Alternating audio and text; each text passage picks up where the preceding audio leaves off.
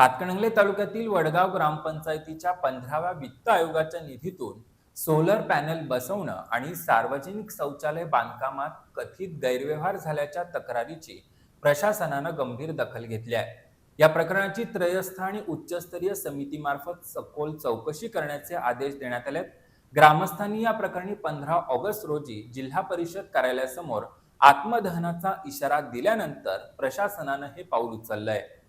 वडगाव इथल्या जलशुद्धीकरण इमारतीवर पिण्याच्या पाण्याचा पंप चालवण्यासाठी सुमारे वर्षभरापूर्वी 15व्या वित्त आयोगाच्या निधीतून सोलर पॅनल बसवण्यात आलं। मात्र हे पॅनल सध्या वापराविना पडून असल्याचा आरोप ग्रामस्थांनी केलाय। तसंच सोलर पॅनलसाठी बाजारभावापेक्षा अधिक खर्च कागदोपत्री दाखवण्यात आल्याचा दावा करण्यात आलाय।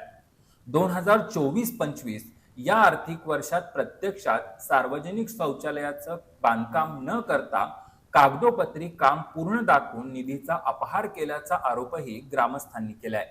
या प्रकरणी ग्रामविकास अधिकारी आरती ढिंगे पाटील, सरपंच कस्तुरी अविनाश पाटील, उपसरपंच स्वप्नील रावसो चौगुले आणि इतर सदस्यांनी मर्जीतील कंत्राटदारांना कामं देऊन गैरव्यवहार केल्याचा आरोप संतोष लोंढे, महेश कामरे, संतोष मोरे आणि रमेश लोंढे यांच्यासह ग्रामस्थांनी केलाय। दरम्यान प्रशासनाच्या अधिकृत पत्रानुसार निधीचा कथित गैरवापर, सोलर पॅनल खरेदीतील तफावत आणि सार्वजनिक शौचालयाच्या कामाची त्रयस्थ आणि उच्चस्तरीय समितीमार्फत चौकशी होणार आहे। दोषी आढळणाऱ्यांवर नियमानुसार कारवाई केली जाणार असल्यानं चौकशीच्या निकालाकडे ग्रामस्थांचं लक्ष लागलंय।